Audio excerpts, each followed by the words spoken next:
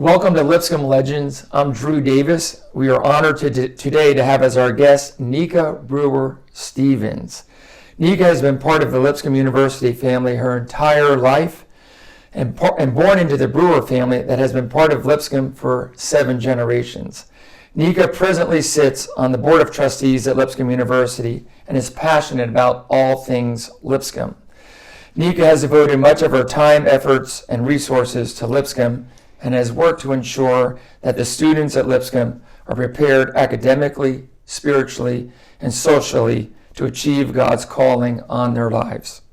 Neika, welcome, and thank you for being here. It's an honor to have you here. Thank you, Drew. I'm excited about this. I would like to start off my first question by framing it into a statement. I've been coming to Lipscomb for years and years, and all the extracurricular activities that they have here at Lipscomb, and I see you everywhere I go, whether I'm here for summer celebration, a dinner, a lecture, a concert, whether I attend the Lanier Theological Library in Houston, you're there, whether I go to New York City for a championship basketball game at Madison Square Garden, you are there. You know everyone knows you. You can't walk across Lipscomb University campus without being stopped every few steps. Tell me, you are a rock here at Lipscomb University. You are a rock star at Lipscomb University. How did you develop your love for Lipscomb University?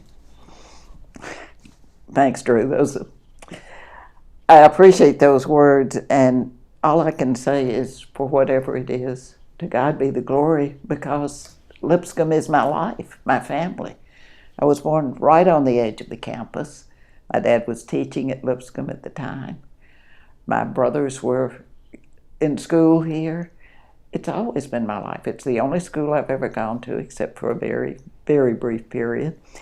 So why would I not be here? This is family. This is your tribe, as This they is say. my tribe, absolutely. You were where were you born? On Caldwell Lane. Right down the road. Yes, within a ball throw of Lipscomb. A good golf shot by our golf coach. And your father, Charles R. Brewer. Charles R. Brewer, he was here at Lipscomb in the early days, and so was your mother. Right. And so they met here at Lipscomb? They did, yeah. That's a fun story. My dad came here from Florence, Alabama. He was 17 years old, and there was a streetcar line that ended down at Caldwell and Leland. Dad had ridden the streetcar out to the end of the line, and he got off, and there was this 12-year-old girl playing down there in the creek. And he said, do you know where Nashville Bible School is? And she said, well, just follow me. Well, as Dad tells it, he followed her for the rest of his life. Wow. Because that was, I believe, in the year 1907, and they married 8 years later. Wow. Lipscomb was the Nashville Bible School when your parents arrived here. Right. That was its original name in 1891. Lipscomb was founded in 1891, Nashville Bible School. So the students that came here in those early days, they were here to study the ministry, to be... Not ministry so much, but the Bible was part of the curriculum as it is then. David Lipscomb founded it as an institution for learning with the Bible incorporated into it, not as a place devoted just to Bible story. Right. So your dad was here and mother they were here when the founders were here, the early founders, the early original faculty people were here? Well, my grandfather was my great-grandfather, and David Lipscomb were contemporaries, and in fact their name and 3 others are on the founding documents for the land that became Lipscomb. So I'm 4th generation, and the 7th generation from J.R. Ward, who was David Lipscomb's contemporary, are part of the school now. This campus of Lipscomb University, this was David Lipscomb's farm, is that correct? That's right, yes. They were in what would be called downtown Nashville in the original years in a rented house there. And sometime in, I don't really remember, I don't know that I know what year they moved out here to the farm, the Lipscomb farm. It was one of at least 2 farms that he had. Mm-hmm. So your parents came here, and then your dad started teaching here. How did he become part of Lipscomb University? Well, At that time, National Bible School, and later David Lipscomb College. right. The name was changed after David Lipscomb's death, which was in, I believe, 1918. The Board of Trustees changed the name to David Lipscomb College, and it stayed that until sometime in the late part of the 20th century. Wow. So, but let's don't skip over my grandfather now, my mother's father, J.S. Ward, who served the school in many capacities, in fact serving as president, interim president 2 times. And then... That was your mother's? My mother's father. She was Robbie Ward and married Charles R. Brewer. Your Lipscomb roots run deep. Very deep. At this university.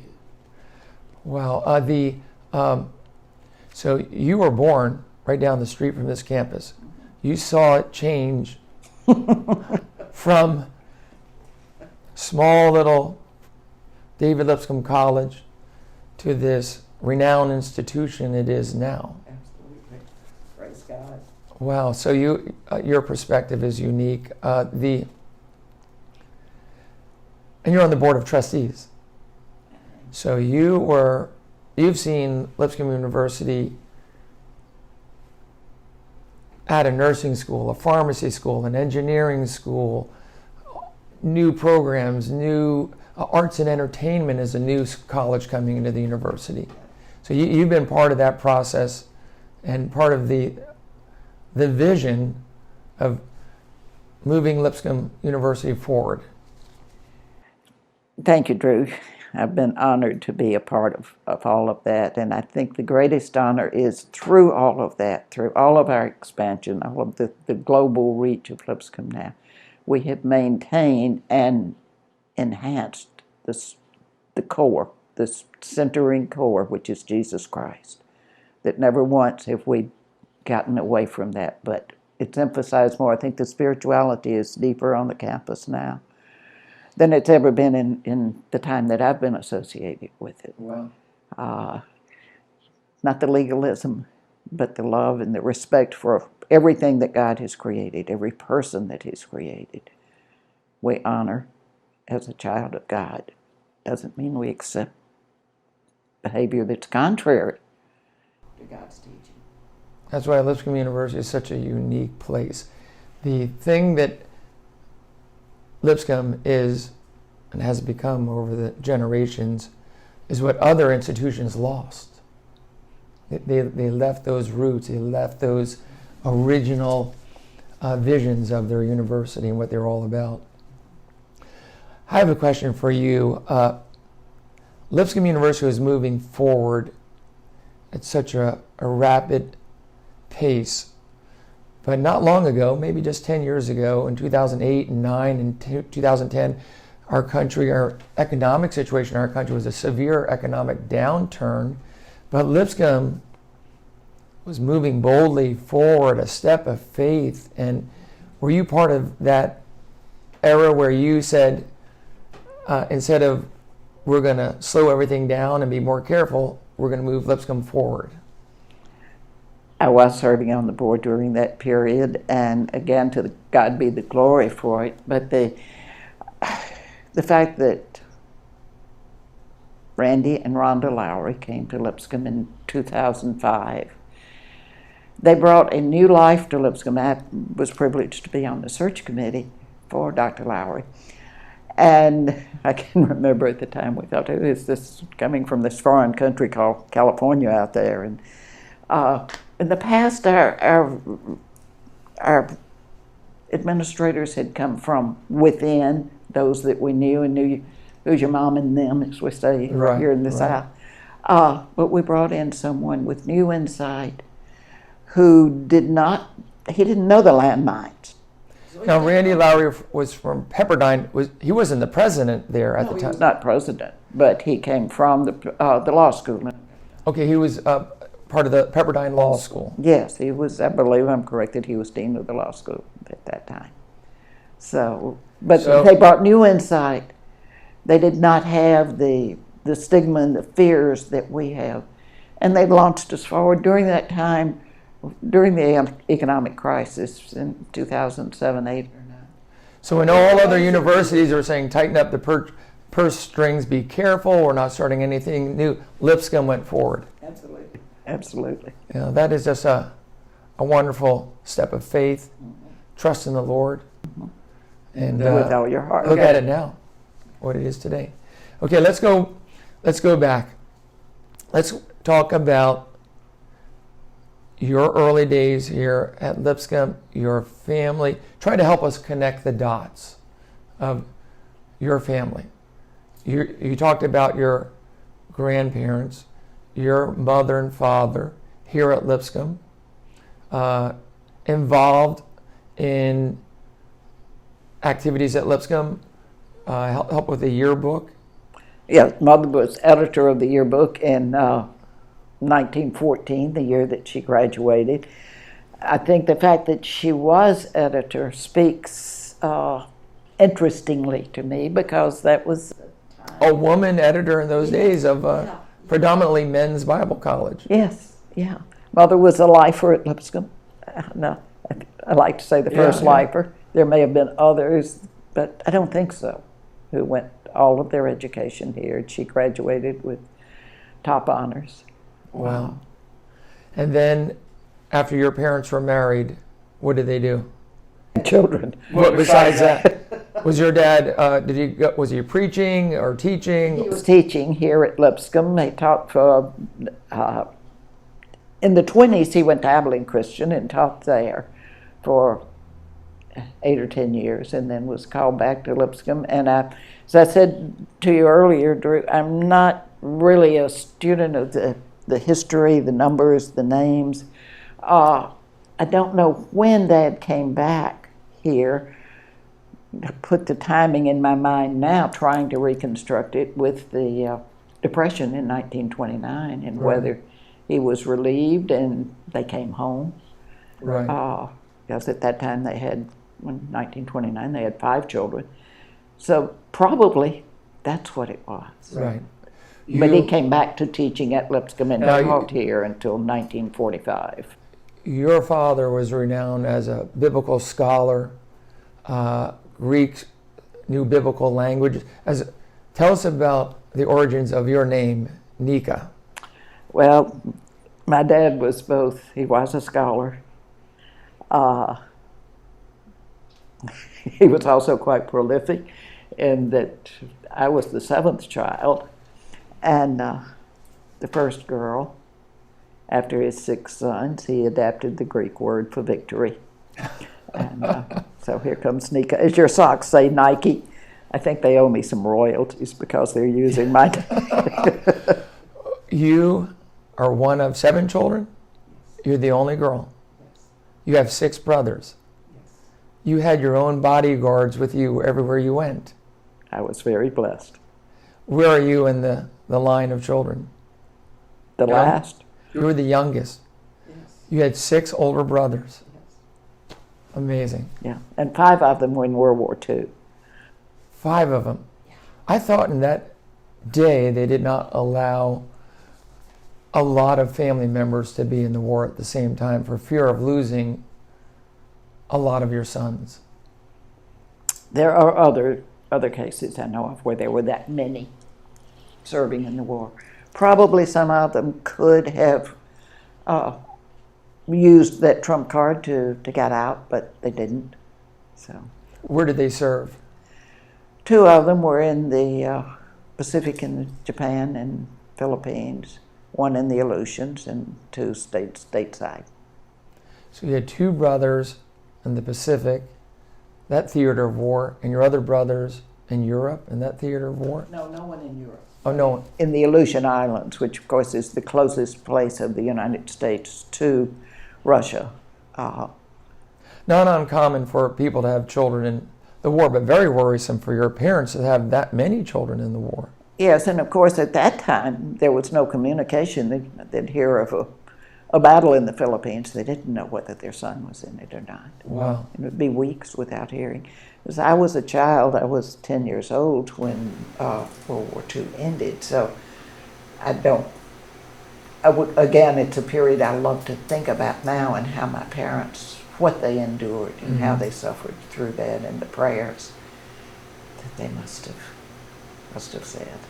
So your family was devout, prayerful, Absolutely. encouraging. Absolutely. You were Absolutely. you were raised in the church. Your family was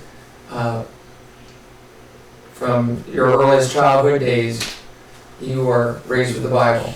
I think this shows that. I love that picture. That is one This is- that. Who is that? That's your father and That's you. my dad, and I'm not sure whether he is in a pulpit or in the classroom, because he was a beloved teacher here at Lipscomb, and I came to class with him. But either way, that's kind of special picture. That's a wonderful picture. And this is a picture. This is a picture of your mother. Yes, this is Mother's graduation. I wonder if it may also be the same dress. You can't see the detail probably, but the beautiful lace in the dress that she married soon after, and probably the same dress. They're more sensitive. I mean, it looks like a wedding dress. Yes, it does. Yes. And this picture here, is this your father? That's Dad. And he was Later in probably, life? yes, he's probably mid-70s then. He ended his days as associate minister at Madison Church of Christ. Right. Yeah, there's a lot of, he was a big influence on Middle Tennessee.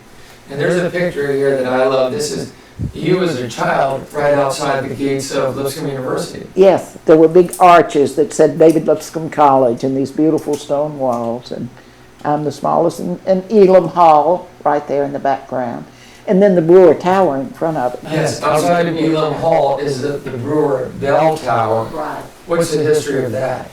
There was an old bell on campus that was just discarded, just lying somewhere. And it bothered my dad. He did not like the bell, so neglected. In the senior class of 1935, Dad Mid-30s. very loved on campus. The senior class elected to build the stone tower, and as I understand it, they physically built it themselves using the Lipscomb mules. Wow. And I don't mean the mules like they drive today, not a John Deere mule, but Right. to load the stone and bring them and build the tower. And it still stands today. Well, it's So it was built in it was built in 1935. 1935, the year I was born. Wonderful. That is a piece of history that still stands today. That's directly connected to your father. Mm-hmm. What about your brothers when they came home from the war? Did they go into the ministry, or what did they do? Each of my 6 brothers, excuse me, they have been involved in church work of some kind. The oldest one, Schumann, who lived to almost 101, probably devoted more time to ministry, and his career it many times was full-time ministry, including serving in Germany as a missionary. None of them, other than Schumann, devoted their full life to ministry, but some served as elders, various capacities. Did they remain in the Middle Tennessee, Nashville area? They remained in a 200-mile area, one in Memphis, one in Birmingham. Schumann, the oldest, moved around some to Sparta, Tennessee, and Trenton, Georgia. Can you tell me a few things that you've seen Lipscomb that you're proud of, that you've been involved in, that you have seen Lipscomb impact students here, Middle Tennessee here? Just look at those that are recognized as alum. Our mutual friend Mark Lanier, of course, is an alum of Lipscomb in here. He's a world-renowned attorney. But he loves Lipscomb so much, and he loves Lipscomb. I will remove the qualifier there. Yes, Mark Lanier says any friend of Lipscomb University is a friend of his. Amen. And I'm the same way about it. So many people like that. The name Judge Steve Davidson comes to mind. Excuse me, because I was associated with one of his clerks recently, who's also a Lipscomb grad. There are just so many people. I don't want to say people of distinction because we're all distinct as God's children, but so many people's names who've been in the spotlight that have come through Lipscomb. I think of Pat Boone, Right, Pat Boone, a Lipscomb alumni. and how he held to his values throughout his career. Let me just interject a funny story. Okay. You may have heard this. There was a time when Elvis Presley said, someday I want to be as big and well known as Pat Boone. I've heard this. You've heard that one? Yeah. Yeah, the Jordanaires, the Walker singer that was backup for Elvis, Lipscomb alum. Bring it up to today, Thomas Orrett. Right. Right. Lipscomb's still producing talented people in all areas of life. Yes. Yeah, in every area, in government, in every area. Well, something that you and I have seen over the years, Lipscomb has moved forward, but the best days of Lipscomb University are yet to come. Yet to come. Amen. 10, 20, 30, 40, 50 years down the road, I think Lipscomb, and I'm sure you would agree, has such a bright future ahead of us. Absolutely. Absolutely. And Lipscomb has always been well known in the Nashville, Middle Tennessee area, but now I think Lipscomb is becoming known throughout not only the United States, but internationally as well. It has always been well known, not always in the highest regard that it is now, because for a period of years we were pretty much that little isolated place, and we didn't work too hard to change that image. Of course, there was a period not 25 years ago when our student body was 95% Church of Christ. We have grown so much in that area, in that we offer so much to everyone, whether they come in as a believer or not. Mm-hmm. They walk out as a believer, and not because we drill it into them, right, but because they see the love of God on the campus. They see the joy of coming, of being a follower of Jesus. Right. And they also go out with the highest credentials in education. I think it's this year that we had 7 Fulbright scholars. 7 Fulbright? 7 Fulbright scholars. Wow. Yeah. Amazing. Yeah. The Lipscomb years ago was always known as strong in business, education, or strong preachers, that sort of thing. But now it's just whatever area that Lipscomb will produce great scientists, writers, engineers, nursing, pharmacists. Well, I'll go back to bragging rights on that one. The J.S. Ward Society, which is the healthcare honorarium. Dr. J.S. Ward was my grandfather. He started the medical side of Lipscomb, and so for so many years, those that we graduated into healthcare fields, that was predominant for Lipscomb. Wow. So, Again, bragging. And as Nashville and Middle Tennessee become the healthcare and the technology magnet that it is, that's just more Lipscomb people helping and becoming more well known in the community here. absolutely, yes. As Lipscomb has grown, Nashville has grown. As Nashville has grown, Lipscomb has grown. Mm-hmm. Yeah. But you've seen this whole area change tremendously over your lifetime. You can't imagine. You really can't imagine how much. You know, I don't know if it's still accurate, but I heard something that there's a net gain of 100 people a day come to Nashville. There's some people that move out of Nashville, but there is far more people coming here than moving out. Yes. tells you a lot about the attraction of Nashville and the future of Nashville. Well, when you've got the center of education, you know, what was it? The Athens of the South? Did you Did you ever hear that? That's a good phrase, the Athens of the That's South. how Lipscomb used to be referred. referred to because of the universities that were here and are still here. But you've got education, you've got healthcare, you've got music, you've got insurance. Lipscomb, That's right. Nashville was a center for the insurance world with National Life and Life and Casualty, which Life and Casualty, of course, played so deeply into the story of Lipscomb through A.M. Burton. Right. Now, did you know all of the people that were involved in those stages of Lipscomb's growth? A.M. Burton. I knew A.M. Burton, yes. Yeah. So you've been involved with Lipscomb on a personal level with all the people that have come through here. With many of them. With many of them.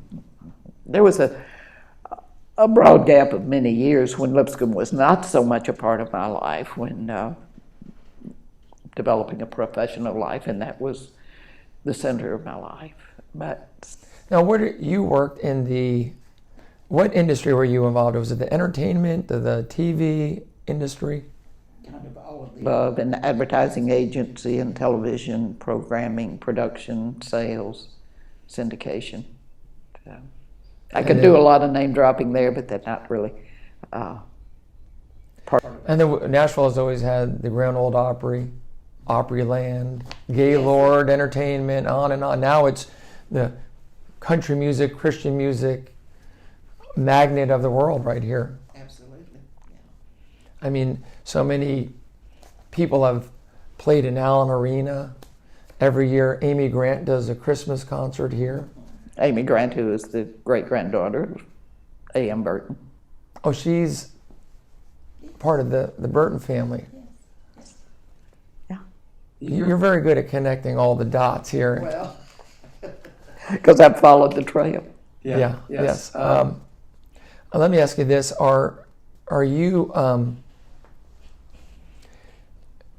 is your family as involved in the Lipscomb as much as you have? Your brothers and Well, my brothers moved away, many of them, and I'd have to do the math and see if children of all of them came to Lipscomb, and I believe that they would, that of the six brothers. when I was a student here, I went to college with Will Brewer.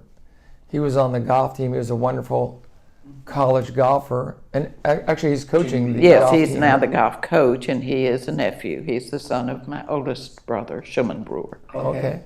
And There's still Brewers around here. absolutely. Well, and they're Brewer children in the elementary school now. Is there really? That's where the seventh generation is. Wow. And their Brewer children teaching in the high school.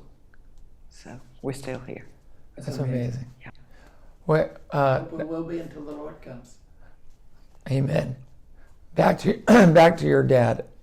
Where did he preach at? He was a pulpit minister at what church? Well, various. When I was born, he was at Central Church of Christ in downtown Nashville, which is another interesting story in history. The early 60s, he went to Brentwood Hills Church of Christ as their first full-time minister. And late 60s, he and Ira North, who's another Lipscomb legend, invited Dad to come be associate minister for him at Madison Church of Christ.